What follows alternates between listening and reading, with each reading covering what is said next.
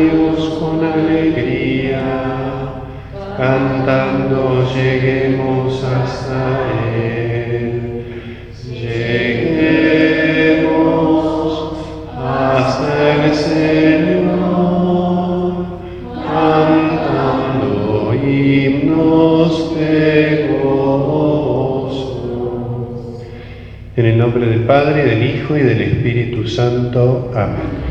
El Señor esté con ustedes. Hermanos, para celebrar dignamente estos sagrados misterios, reconozcamos nuestros pecados.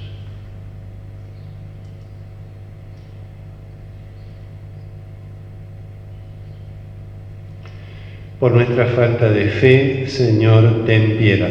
Señor, ten piedad. Por nuestra falta de esperanza, Cristo, ten piedad. Cristo, ten piedad. Por nuestra falta de caridad, Señor, ten piedad. Señor, ten piedad. Dios Todopoderoso, tenga misericordia de nosotros, perdone nuestros pecados y nos lleve a la vida eterna. Amén. Gloria a Dios en el cielo y en la tierra paz a los hombres que aman al Señor. Por tu inmensa gloria te alabamos, te bendecimos, te adoramos, te glorificamos, te damos gracias, Señor Dios, Rey celestial, Dios Padre Todopoderoso, Señor Hijo único Jesucristo, Señor Dios, Cordero de Dios, Hijo del Padre. Tú que quitas el pecado del mundo, ten piedad de nosotros. Tú que quitas el pecado del mundo, atiende nuestra súplica. Tú que estás sentado a la derecha del Padre, ten piedad de nosotros. Porque solo tú eres santo, solo tú, Señor, solo tú, Altísimo Jesucristo, con el Espíritu Santo, en la gloria de Dios Padre. Amén. Oremos. Dios Todopoderoso, de quien procede todo bien perfecto, infunde en nuestros corazones el amor de tu nombre, para que, haciendo más religiosa nuestra vida, acrecientes en nosotros lo que es bueno y lo conserves constantemente. Por nuestro Señor Jesucristo, tu Hijo, que vive y reina contigo en la unidad del Espíritu Santo y es Dios por los siglos de los siglos. Podemos tomar asiento.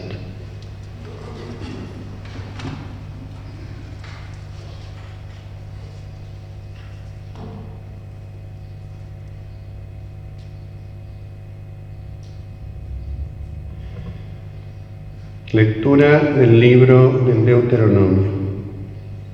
Moisés habló al pueblo diciendo: Y ahora, Israel, escucha los preceptos y las leyes que yo les enseño para que las pongan en práctica. Así ustedes vivirán y entrarán a tomar posesión de la tierra que les da el Señor, el Dios de sus padres. No añadan ni quiten nada de lo que yo les ordeno. Observen los mandamientos del Señor su Dios, tal como yo se los prescribo. Obsérvenlos y póngalos en práctica, porque así serán sabios y prudentes a los ojos de los pueblos, que al oír todas estas leyes dirán: realmente es un pueblo sabio y prudente esta gran nación. ¿Existe acaso una nación tan grande que tenga sus dioses cerca de ella, como el Señor nuestro Dios está cerca de nosotros siempre que lo invocamos? ¿Y qué gran nación tiene preceptos y costumbres tan justas como esta ley que hoy promulgo en presencia de ustedes? Palabra de Dios.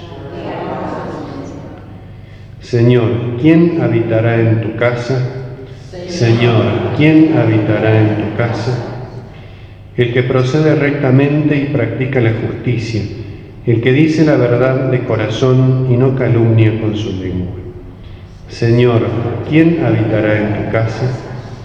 El que no hace mal a su prójimo ni agravia a su vecino, el que no estima a quien Dios reprueba y honra a los que temen al Señor. Señor, ¿quién habitará en tu casa? El que no se retracta de lo que juró, aunque salga perjudicado, el que no presta su dinero a usura ni acepta soborno contra el inocente, el que procede así nunca vacilará. Señor, ¿quién habitará en tu casa? Lectura de la carta de Santiago. Queridos hermanos, todo lo que es bueno y perfecto es un don de lo alto y desciende del Padre de los astros luminosos, en quien no hay cambio ni sombra de declinación. Él ha querido engendrarnos por su palabra de verdad, para que seamos como las primicias de su creación.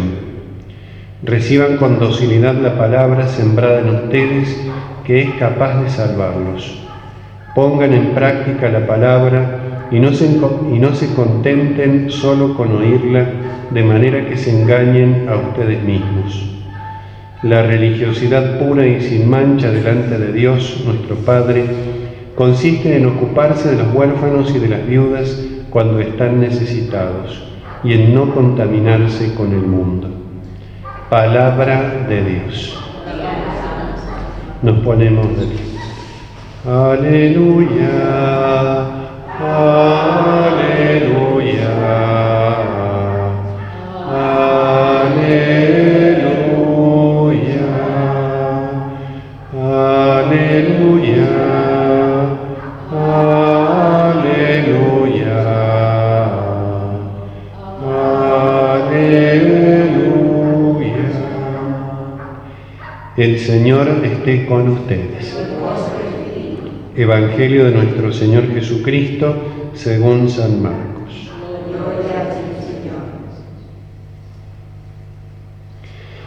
Los fariseos con algunos escribas llegados de Jerusalén se acercaron a Jesús y vieron que algunos de sus discípulos comían con las manos impuras, es decir, sin lavar. Los fariseos, en efecto, y los judíos en general, no comen sin lavarse antes cuidadosamente las manos, siguiendo la tradición de sus antepasados. Y al volver del mercado no comen sin hacer primero las abluciones. Además, hay muchas otras prácticas a las que están aferrados por tradición, como el lavado de los vasos, de las jarras y de la vajilla de bronce. Entonces los fariseos y los escribas preguntaron a Jesús: ¿por qué tus discípulos no proceden de acuerdo con la tradición de nuestros antepasados, sino que comen con las manos impuras?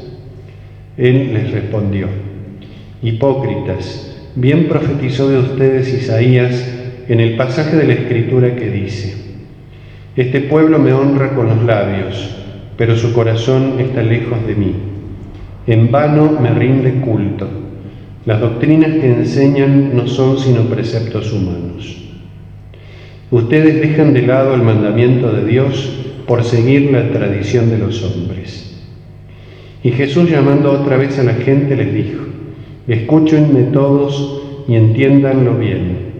Ninguna cosa externa que entre en el hombre puede mancharlo. Lo que lo hace impuro es aquello que sale del hombre, porque es del interior, del corazón de los hombres, de donde provienen las malas inclinaciones, las fornicaciones, los robos, los homicidios, los adulterios, la avaricia, la maldad, los engaños, las deshonestidades, la envidia, la difamación, el orgullo, el desatino.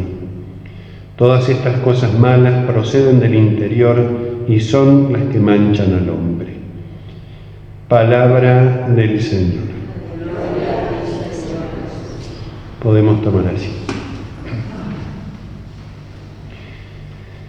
San Marcos nos describe en este Evangelio, en primer lugar, una serie de prácticas rituales muy propias de los fariseos y de los judíos en general, nos dice San Marcos, que son precisamente rituales, es decir, no se reducen exclusivamente a una purificación corporal o a una purificación de ciertos elementos que aquí están descritos, sino que tiene un sentido religioso, esas purificaciones que hacían los fariseos y los judíos en general. Y San Marcos empieza describiéndonos esto casi como una narración o una ilustración para que los destinatarios del Evangelio comprendieran o se introdujeran algunas de las prácticas que aquellos hombres tenían, como una información de lo que sucedía.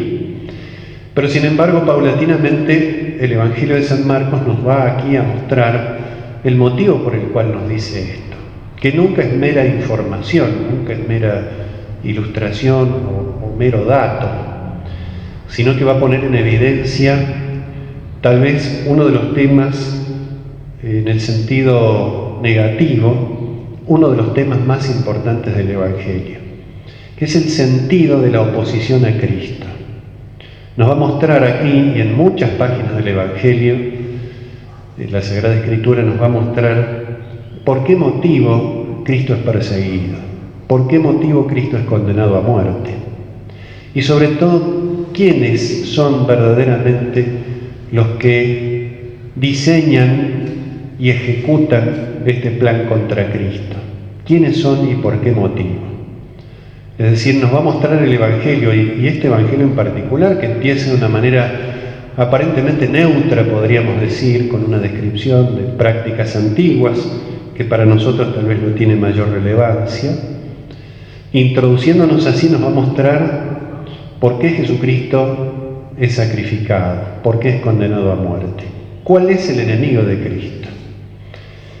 Jesús lo va a poner en evidencia citando al profeta Isaías. Y no porque estas prácticas sean malas en sí mismas, sino porque hay algo que debe estar en el corazón de los hombres y no está. Ese lugar que debe ocupar la luz está completo, está lleno de tinieblas. La expresión fariseos y escribas, o fariseos, escribas y doctores de la ley aparecen muchas veces en el Evangelio, porque muchas veces el Evangelio insiste en mostrarnos cuál es el enemigo de Cristo. Lo hace desde el comienzo, con aquel acontecimiento de las tentaciones de Cristo en el desierto, donde aparece directamente el enemigo principal, el enemigo con mayúsculas, que es el demonio. Pero los evangelios nos dicen, el Evangelio de San Lucas dice que una vez que el demonio tentó a Cristo, se retiró hasta el momento oportuno.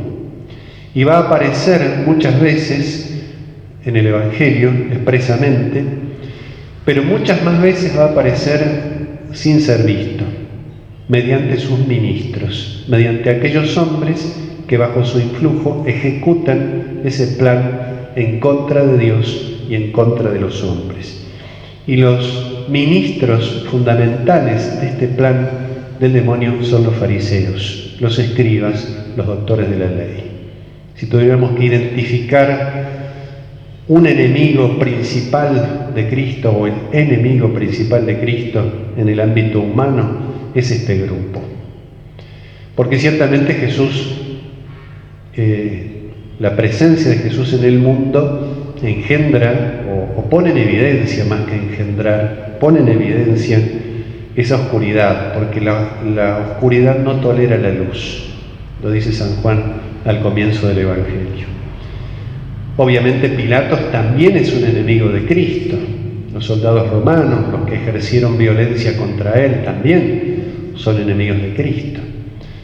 Pero si debiéramos resumirlo y centralizarlo en el enemigo principal, es el demonio y sus ministros son los fariseos.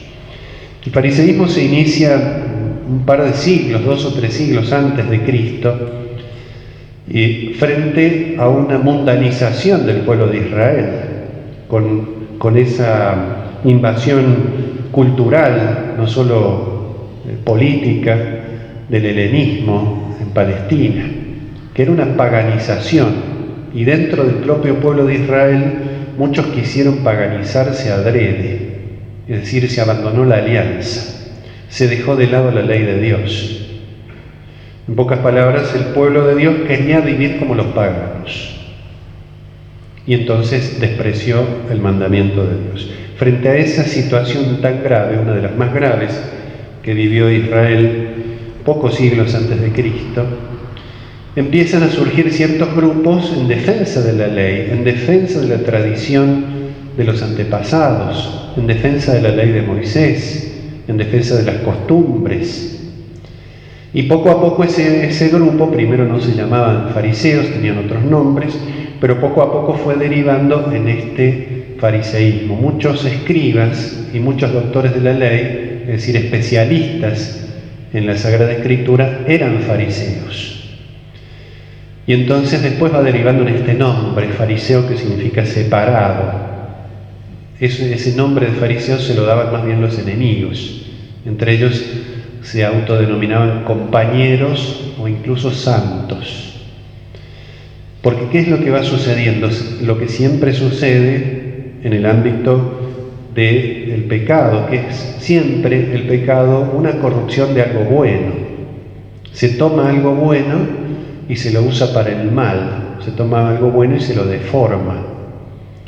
Y entonces esta defensa de la ley, de las tradiciones, etcétera, que los fariseos tuvieron como objetivo principal, con el tiempo y con ese influjo tan nefasto del espíritu del mundo, se fue separando de su fundamento, porque la ley y las tradiciones verdaderas, las auténticas, no eran malas, pero tenían un fundamento, y ese fundamento era el amor a Dios. Tenían un motivo, no bastaba cumplir preceptos, había que cumplirlos por amor a Dios.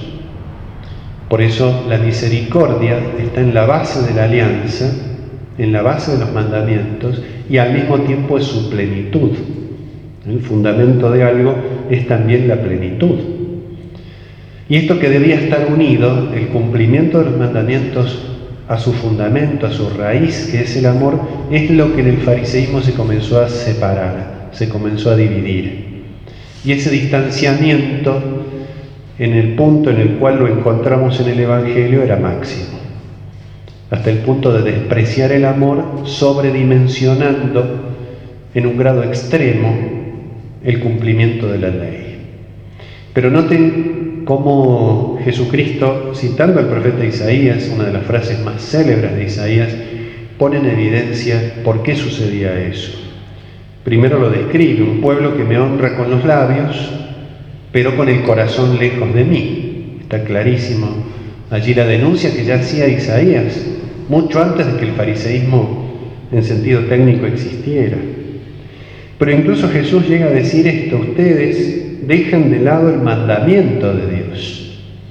Porque cuando se sobredimensiona la ley, el mandamiento, los preceptos, las tradiciones, cuando se sobredimensionan en contra del amor, tarde o temprano se corrompen.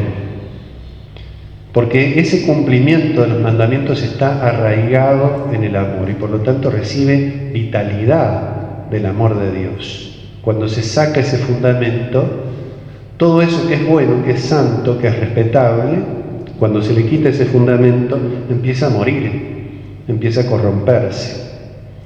Y esa era la corrupción propia del fariseísmo. ¿Y Jesucristo a qué viene al mundo? Jesucristo viene al mundo a reconciliar a los hombres con Dios, es decir, a restablecer el vínculo de amor, que no va en contra de la ley, sino que le da sentido. Y entonces lo que Jesús hace es exactamente lo contrario a lo que los fariseos hacían. Porque si hay algo que daña el corazón del hombre, es la ausencia del amor de Dios. La redención es fundamentalmente eso: restaurar el vínculo de caridad que el pecado quebranta. Y la misión de nuestro enemigo, expresada en los fariseos, ¿qué era? Era usar todo lo bueno que tenía el Antiguo Testamento para eliminar precisamente el vínculo con Dios. Y por ese motivo, cuando el fariseísmo, el demonio en primer lugar y el fariseísmo después, ve en Cristo el Salvador, hará todo lo posible para cambiar el sentido de su mesianismo, para que sea un Mesías temporal, para silenciarlo, para que no hable, para que no predique, para que no dé testimonio de Dios, del Evangelio, y si eso no fuera posible, eliminarlo por la violencia, que es lo que de hecho va a suceder. Y entonces Jesucristo nos muestra esta tremenda oscuridad que había en el corazón de los hombres, y es la misma oscuridad desde el pecado original hasta el fin de los tiempos, porque el fariseísmo es más amplio que ese grupo de fariseos. Es una actitud, la actitud más negativa que puede tenerse en contra de Dios, porque es corromper lo más noble, es usar de lo más noble en contra de su autor, usar del bien, de lo bueno, para hacer el mal. Y mientras ese bien es mayor, su corrupción también es mayor. Jesús lo dice con muchas expresiones. Si la sal pierde su sabor, no se puede salar. Si la luz se extingue, solo habrá oscuridad. Y al mismo tiempo que nos muestra esto, también nos muestra el valor del corazón, porque allí, dice acá Jesús en el sentido negativo, es donde radica el origen de todo. Dios ve fundamentalmente el corazón, ya sea para el mal, que está aquí también expresado por nuestro Señor, el corazón del hombre, allí es donde está el origen de todas las cosas, las intenciones, el amor, las decisiones, ya sea para el bien, que es cuando la luz de Cristo habita en el corazón, todas sus obras se convierten en buenas, porque son hechas precisamente por amor a Dios y para agradarlo con todo lo que somos y con todo lo que hacemos. Vamos a pedirle a Jesús entonces que esté siempre presente en nuestro corazón, que nunca esas tinieblas nos invadan, nos seduzcan, nos aparten de Dios. El demonio procede con mucha sutileza, muchas veces mostrando un bien como si fuera un mal. Que esa luz de Dios, que esa sabiduría de lo alto nos ilumine para que podamos tener siempre presente a Jesús en nuestro corazón y para que todos nuestros pensamientos, nuestras intenciones, nuestras acciones estén ordenadas hacia Él. Pidamos humildemente esta gracia. Que así sea.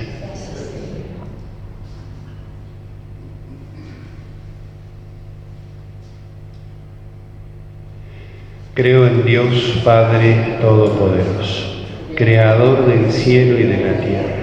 Creo en Jesucristo, su único Hijo, nuestro Señor, que fue concebido por obra y gracia del Espíritu Santo. Nació de Santa María Virgen, padeció bajo el poder de Poncio Pilato, fue crucificado, muerto y sepultado, descendió a los infiernos, al tercer día resucitó entre los muertos, subió a los cielos, está sentado a la derecha de Dios Padre Todopoderoso. Desde allí ha de venir a juzgar a vivos y muertos. Creo en el Espíritu Santo, la Santa Iglesia Católica, la comunión de los santos, el perdón de los pecados, la resurrección de la carne y la vida eterna. Amén. Podemos tomar asiento.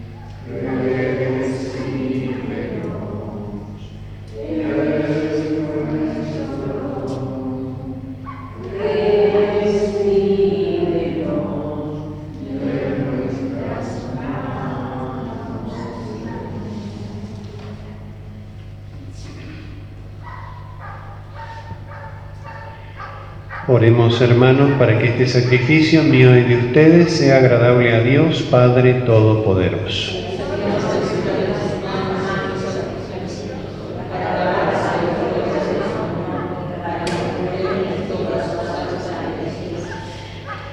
Te pedimos, Dios nuestro, que esta ofrenda sagrada nos alcance tu bendición salvadora y se cumpla en nosotros lo que celebramos en esta liturgia.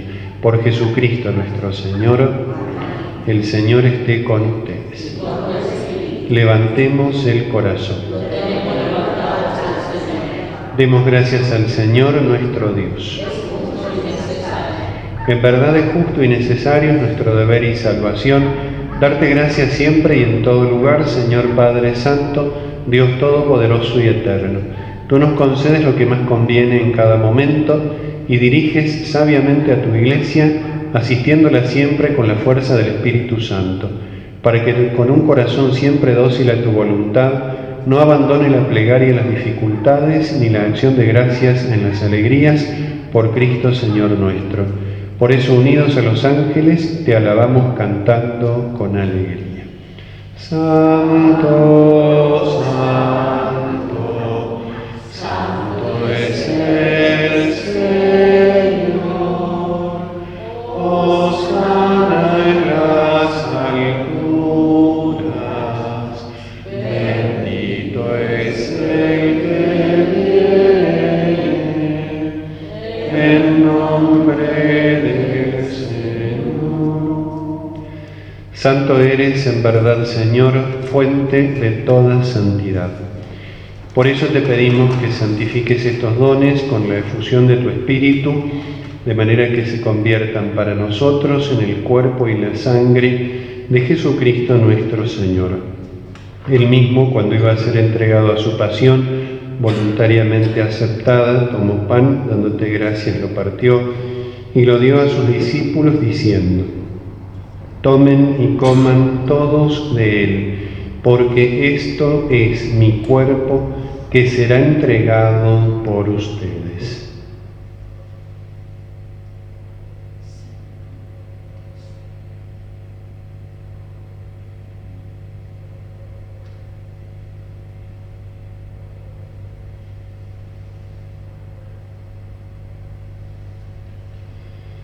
Del mismo modo, acabada la cena, tomó el cáliz y dándote gracias de nuevo, lo pasó a sus discípulos diciendo: tomen y beban todos de él, porque este es el cáliz de mi sangre, sangre de la alianza nueva y eterna, que será derramada por ustedes y por muchos para el perdón de los pecados. Hagan esto en conmemoración mía.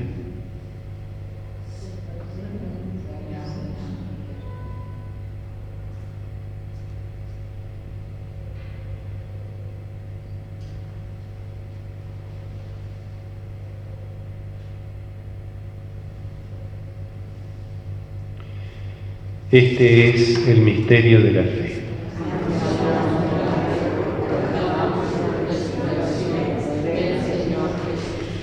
Así, Padre, al celebrar ahora el memorial de la muerte y resurrección de tu Hijo, te ofrecemos el pan de vida y el cáliz de salvación, y te damos gracias porque nos haces dignos de servirte en tu presencia. Te pedimos humildemente que el Espíritu Santo congregue en la unidad a cuantos participamos del cuerpo y la sangre de Cristo. Acuérdate, Señor, de tu Iglesia extendida por toda la tierra, con el Papa Francisco, nuestro obispo Gabriel y todos los pastores que cuidan de tu pueblo. Llévala a su perfección por la caridad. Acuérdate también de nuestros hermanos que se durmieron en la esperanza de la resurrección y de todos los que han muerto en tu misericordia. Admítelos a contemplar la luz de tu rostro. Ten misericordia de todos nosotros y así con María, la Virgen Madre de Dios, San José su esposo, los apóstoles y cuantos vivieron en tu amistad a través de los tiempos, merezcamos por tu Hijo Jesucristo compartir la vida eterna y cantar tus alabanzas. Por Cristo, con Él y en Él, a ti Dios Padre Omnipotente, en la unidad del Espíritu Santo, todo honor y toda gloria por los siglos de los siglos. Fieles a los preceptos del Salvador, digamos la oración que Jesús nos enseñó. Padre nuestro que estás en el cielo, santificado sea tu nombre. Venga a nosotros tu reino. Hágase tu voluntad en la tierra como en el cielo. Danos hoy nuestro pan de cada día. Perdona nuestras ofensas, como también nosotros perdonamos a los que nos ofenden. No nos dejes caer en la tentación y líbranos del mal. Líbranos de todos los males, Señor, y concédenos la paz en nuestros días, para que, ayudados por tu misericordia, vivamos siempre libres de pecado y protegidos de toda perturbación, mientras esperamos la gloriosa venida de nuestro Salvador Jesucristo.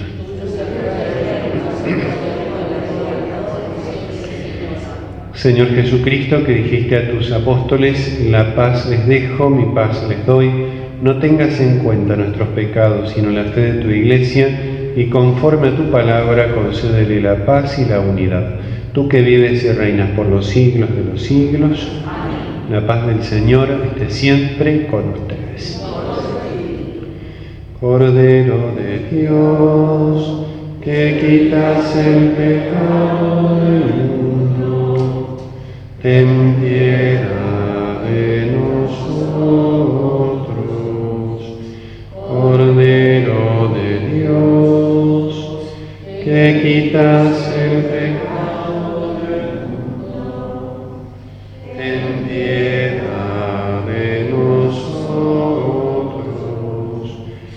Cordero de Dios, que quitas el pecado del mundo, danos la paz. Este es el Cordero de Dios que quita el pecado del mundo. Dichosos los invitados a la cena del Señor. Señor, no soy digno de que entres en mi casa, pero una palabra tuya bastará para sanarme.